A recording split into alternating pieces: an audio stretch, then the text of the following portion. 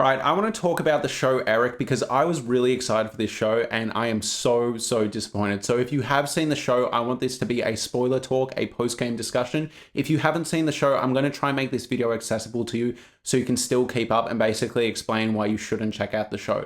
So I just want to start with what I liked. I loved the first episode. So basically, this show tells the story of Vincent, played by Benedict Cumberbatch. Now, Vincent is an alcoholic, he's got mental health issues, and he runs like a Sesame Street type show, okay? And one day their child goes missing, and this is at a time where a bunch of children are going missing, so Vincent takes it upon himself to get his son back. All right, that is the initial hook. And honestly, I was really excited. I heard Benedict Cumberbatch, I heard Dark miniseries. The last Dark miniseries we got from Netflix was Baby Reindeer, and I thought that was fantastic. So I was really keen for this show.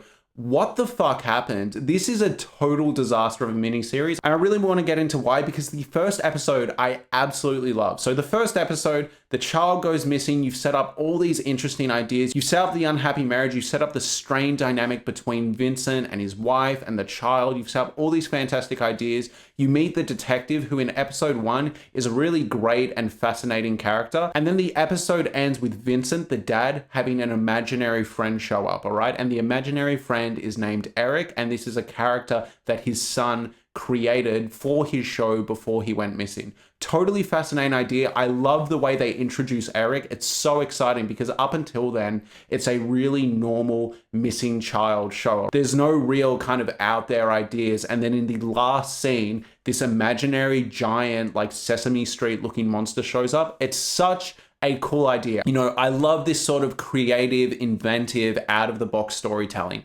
And then the next 6 episodes, the most by the numbers, boring crime show I think I've ever seen. There are so many ideas in this show and none of them are pulled off properly, all right? So this show tries to cover the AIDS crisis in the 80s. It tries to give pretty much every major character an interesting love life and personal life, and it fails. It tries to touch on the homelessness crisis. It tries to touch on the difference between how white children missing are treated and how black children missing are treated. It tries to touch on government corruption, sanitation corruption. There are so many ideas in this show. I actually am struggling to remember all of them because it's throwing so much at you. And the issue is, I think its heart is in its right place. I've seen interviews of Benedict Cumberbatch talking about how they made this show. You know, it touches on so many issues that were relevant back then, but even more relevant now, yada, yada, yada, right? But unfortunately, this show crumbles completely under the weight of all these ideas. This show needed to be really focused 6 episodes on this missing child story or missing children, or it needed to be a longer show to flesh out all these ideas, because it feels like they're trying to fit 3 or 4 seasons of a show into 6 episodes. I don't know what the fuck was going on. There was so much going on, yet somehow it was also boring and sluggish. So for example, the wife in the first episode is an incredibly well-realized character. There is depth to her. There is pain to her. She's not just the typical mean, nasty, yelly wife. There's actually a really great amount of empathy given to her character and a really great amount of like angst towards Vincent's character, all right? Benedict Cumberbatch's character. He is framed as a piece of shit villain, and Benedict Cumberbatch is turning in a great performance, all right? On top of that, his voice work playing the monster is genuinely fantastic, but again, it's wasted on this show. And for those who don't know, Benedict Cumberbatch is a fantastic voice actor. That's why this was such a good idea. He voiced the dragon in the Hobbit trilogy. He genuinely is a great voice actor, so what a waste this show was. Oh, Vincent. The wife's performance is wasted on this show because as the show goes on, the show just forgets what to do with her. Her cheating affair subplot is half-cooked and barely noticeable and really disappointing. There is such interesting ideas that could have been explored, all right? The fact that she's having a child with someone else that isn't Vincent because of how shitty Vincent's been to her is really fascinating. Maybe she's not as invested in her missing child because she has another one on the way. Maybe in a really fucked up, dark way, the fact that their child is missing means it's an easier exit from her toxic marriage with Vincent, you know? But unfortunately, the show barely even touches on these ideas at all and just completely abandons them. And they're such fascinating ideas that could have been explored. Next, we have the lead cop, the detective. This could have been so great. He's a gay black cop during the AIDS crisis back when homosexuality was incredibly frowned upon. There is so much great story material here and a better written underwritten show could have really weaved all of this into the core mystery. Unfortunately, a lot of his scenes start to feel like wasted time. The relationship he has with the man dying of AIDS is so underwritten. I don't feel anything, unfortunately, and I really, really wanted to. We did not get enough time with them at all. We barely saw them together. Then we have extended scenes of him grieving the loss of his boyfriend, only for like 10 minutes later, he's sleeping with someone else. And it's such a weird writing choice that they really don't care to interrogate or explain. On top of that, this is a really messy subplot as well, because the man he sleeps with owns the gay nightclub that has something to do with another missing child. Similarly, the mother of the missing child, Marlon, is really poorly written as well. I am so disappointed, because this could have been a really great miniseries that highlights the fact that media focuses on rich missing white kids and ignores poor missing black children, but they barely put any effort into interrogating these ideas properly. The mum as a character, the actress that plays her, really isn't given enough to do to make her storyline compelling at all. And it's such a shame, because these are such interesting ideas. I feel like most viewers at home will find it really easy to connect with a story about a dad going through his own mistakes and how he alienated his son, and maybe if he wasn't fighting with his wife, his son would have run off and eventually got kidnapped. The idea that Benedict Cumberbatch, a mentally ill dad, is going to go out into the streets with his imaginary friend and try find his son. I was picturing all these amazing scenes where he's actually on the right path and no one's listening to him because he's psycho and he's, skitzing out and talking to people that aren't there. But instead, we basically just get like 4 episodes of like nothing burgers. Genuinely, there are just so many scenes that don't lead to anything, so much unfocused junk. There is a whole subplot with Vincent's best friend actually being a PDF file, a child creep. I don't know what to call it without YouTube like demonetizing me, but there's this whole like subplot revelation that his friend might be involved, is a confirmed creep, and it goes absolutely nowhere. It's a red herring, and that's another thing. This show, every single episode has a bunch of red herrings. So you're like, ooh, the mystery is going to be really, really compelling. What is the final reveal going to be? But the issue is, incredibly early into the show, they tell you where the missing kid is. Like episode 2 or 3, you just find out that the missing kid is alive. So all the tension is gone, all right? Like all this idea of like, oh, is the kid alive? Is he abducted? Has he been sold off into a child ring? Like what has happened to this child? It's answered midway through. And you're probably sitting there at home going, oh, Marshall, that might be the point. In Gone Girl, there's that famous twist where you know something that the characters don't, and you're waiting for them to figure it out, and that's part of the thrill. And I agree with you on paper, but the issue is we know where the son is, but the show is still trying to misdirect us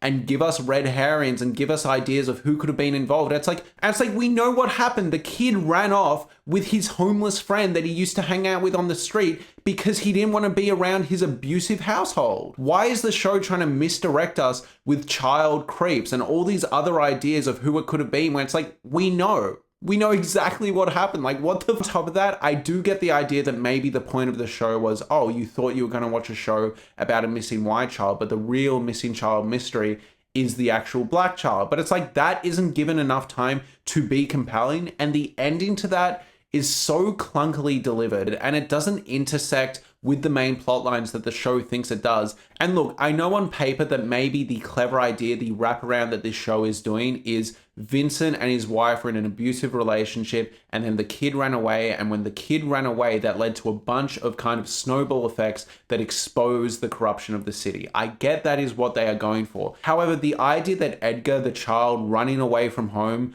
led to the child being discovered doesn't really work, because the mum of Marlon, of the black child, was already pushing for that anyway. She was already hounding the police anyway. So it's like Edgar running away from home didn't actually lead to all that much. At a certain point towards the end, I was like, wait, what am I watching this show for? We know that Marlon has been murdered and we know that Edgar is alive. So it's just like, what are we waiting for? What's the mystery here? All we're waiting for is for Vincent, Benedict Cumberbatch's character, to reconnect with his son. And it's just so clunky. You've barely had any time with Benedict Cumberbatch since the first episode. So all these character beats are really disappointing, and it culminates in this scene where he puts on a costume of Eric, of the monster, right, that he's been like talking to on and off throughout the show, and then like yells out to his son to race him home, and the son sees it on TV and races him home. Very conveniently, by the way. If he hadn't seen his dad on TV, like, that wouldn't have worked. But regardless, they get home, they're reunited, and you realize that you've wasted 6 hours of your life. On top of that, I just need to call out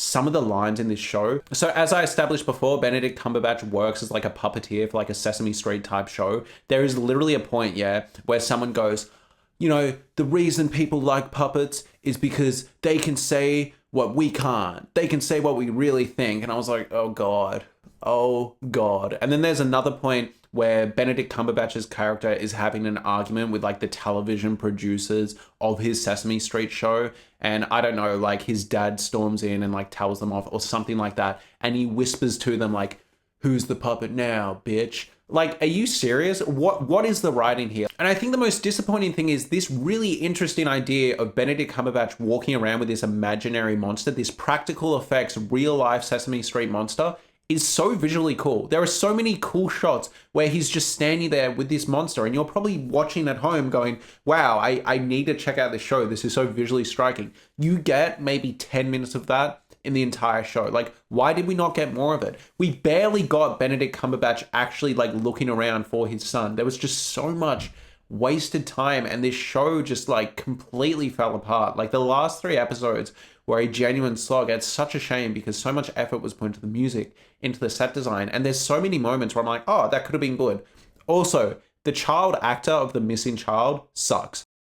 The show ends with Benedict Cumberbatch's Vincent and his son reconnecting and kind of talking to each other and finally starting to be a healthy father and son. The wife is gone, that marriage didn't really work. And then you see the monster, right? The imaginary monster, you know, the dark half of Benedict Cumberbatch, you know, watching over them calmly, just observing, like he's at peace, he's at rest. The monster inside Benedict Cumberbatch is calm again. And it's such a great idea. Like it's a great way to end a show. But the show itself sucked. Like it was so fucking bad. I think this show with like a massive overhaul or a bunch of rewrites really could have been great. It's such a shame because so much effort was clearly thrown into it. On top of that, Mark Kermode, a reviewer I really like, gave this a glowing review. And the whole time I was watching this show, I was thinking, what on earth did he watch? I feel like I'm going crazy. I don't think I've been this disappointed in a show in quite some time. Honestly, this is one of the most disappointing shows I think I've ever seen. I'm actually kind of like mad at it. Like I can't stop thinking about it. Like I'm really annoyed. Like me and Eric are gonna have major beef for like the next year. Regardless, thank you so much for watching this video. Please let me know what you'd like me to talk about next. Thank you so much for watching and have a lovely day.